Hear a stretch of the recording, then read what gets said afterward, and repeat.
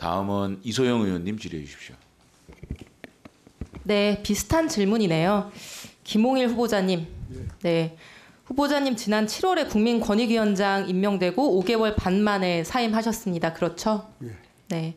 조금 가까이 대주세요. 예. 지난 정무위 국정감사에서 후보자가 권익위원장으로서 하셨던 말씀 기억하십니까? 슬라이드 보여주시죠. 이 공직을 마지막으로 생각한다. 은인자중하고 근신하면서 잘하겠다. 이렇게 말씀하셨습니다. 그렇죠? 예. 근데 역대 가장 재임 기간이 짧은 초단기 위원장이 되셨습니다. 산업부 장관인 박문규 씨는 임명된 지 3개월 만에 국회의원이 되겠다고 장관직을 내려놓고 후보자는 6개월 만에 전혀 관련도 없는 방통위원장을 하시겠다고 본인이 임명받아 수행하던 직무를 버리고 지금 이 자리에 와 계신 겁니다.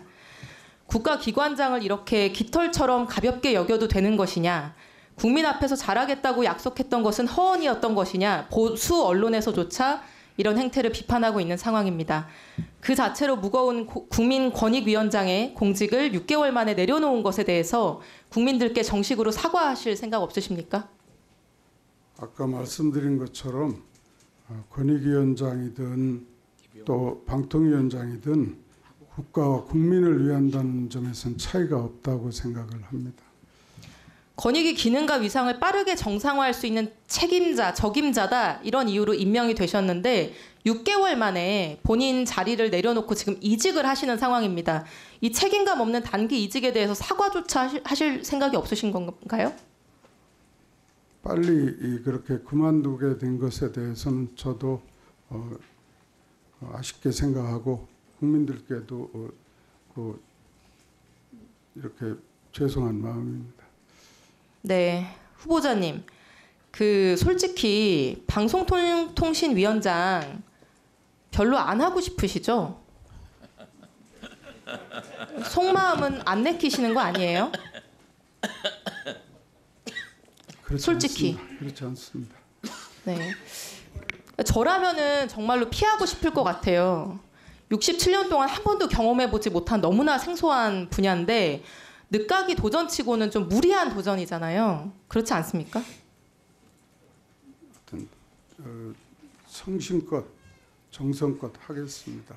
저는 공직이 개인의 도전 욕구를 충족시키기 위해 존재하는 건 아니라고 생각을 합니다. 대통령께서 보낸 인사청문 요청사유서를 보면요. 2장도 안 되는 짧은 문서인데 요청사유가 이런 겁니다. 검사로서 수사 역량 인정받았음. 근데 이게 제일 이상한데 어려운 가정 형편에서 자수성가한 인물임. 그래서 미디어 복지를 구현할 적임자임.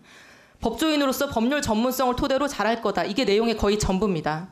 법률 전문성과 수사 경험을 방통위원장으로서의 자질과 능력의 근거로 얘기하는 내용인데요. 법률 전문성 말고 다른 어떤 지식이나 경험은 없다고 답변을 하셨기 때문에 후보자의 일생인 27년간의 검사 생활 그리고 10년간의 변호사 생활을 볼 수밖에 없습니다. 슬라이드, 방금도 나왔던 자료인데요. 방송통신 분야 수사 경험 없음, 변호사 시절 변론 경험 없음, 그 외에 관련 경력도 없음. 그러니까 말하자면 문외한이신 거죠? 경험 없습니다. 네, 문외한이라고 하는 겁니다. 그거를.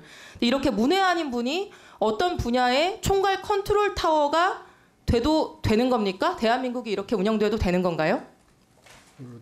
방통위에 많은 전문가들도 계시고 그리고 제가 이제까지 쌓아온 그런 법률적인 전문 지식이나 그 다음에 규제와 관련된 그런 경험을 토대로. 네, 후보자님. 저도 법대 나왔거든요. 예. 근데 법과 원칙도 시장과 맥락을 정확히 이해해야 제대로 적용할 수가 있는 겁니다. 슬라이드 보여주시죠. 다른 경험들이라도 직무에 도움이 될 수 있을지 한번 여쭙겠습니다. 27년 동안 주로 강력부, 조폭 때려잡고 마약 수사하고 그걸로 정말 유명하셨던 것 같아요. 조폭들 소탕했던 경험은 방송통신위원장 직무에 어떤 방식으로 도움이 될 거라고 생각하십니까? 수사야말로 가장 가장 중요한 규제의 하나라고 생각을 합니다. 수사하듯이 방송통신 규제를 아닙니다. 하실 건가요?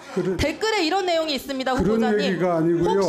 혹시 조직적으로 정권 비판하는 기자들 소탕하는 거는 아니냐는 댓글이 있습니다. 저는 공감이 가더라고요.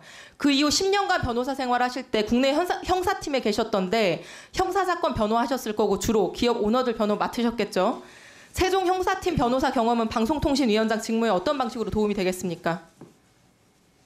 혹시 방송사 사주들 편들어주고 변호하는 데만 도움되는 거 아닙니까? 아닌가요? 그렇지 않습니다. 네, 윤석열 정권 두둔하고 옹호하던 보수 언론들 일제히 맹폭하고 있습니다. 슬라이드 보여주시죠. 12월 7일자 조선일보 사설 제목 방통위원장까지 검사 출신 꼭 이렇게 해야 하나. 이미 현 정부 들어 과거엔 검사들이 가지 않았던 자리에 검사 출신이 임명돼 검찰공화국이라는 말이 나오는 실정이다. 인사 출처는 물론 검증까지 검사 출신들이 하고 있다. 이런 상황에서 검사들이 줄줄이 요직에 들어가는 것을 국민들이 어떻게 보겠는가. 계속 이렇게 하면 실패한 정부가 된다는 내용입니다. 이 조선일보 사설 내용 어떻게 생각하십니까? 제가 자, 다음 동아일보 사설. 12월 7일 동아일보 사설 제목 방통위원장 왜 대통령 선배 검사인지 설명이라도 해야.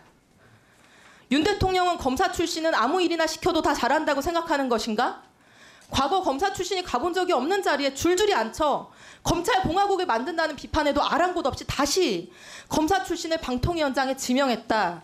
김 후보자의 경우에 권익위원장 앉은 지 반년도 안 됐다. 검사 출신의 중용마저도 폭이 넓지 못하고 측근들만 돌려쓰고 있는 게 아닌가? 동아일보 사설입니다. 후보자님, 이 정부의 인사가 대통령의 검찰 측근들 돌려쓰기 인사라는 이 사설 내용 인정하십니까? 저에게 맡겨진다면 제가 최선을 다해서 성실히 그리고 훌륭하게 수행을 후보자님 하도록 최선 다하라고 노력하겠습니다. 있는 공직이 아닙니다. 다음 문화일보, 중앙일보 다 읽기 어려울 정도인데요. 이 보수 언론들 사설에 공통적으로 등장하는 단어가 바로 검찰공화국입니다. 야당이 쓰던 단어인데 지금 이제 보수 진영까지 쓰고 있어요. 저는 이렇게 묻고 싶습니다. 후보자 지명함으로써 대통령은 보수 진영에서도 고립되고 있어요. 그럼 지명 제안을 받았어도 겸손하게 자중하면서 사양을 했어야 하는 거 아닙니까? 앞으로 열심히 잘 하겠습니다.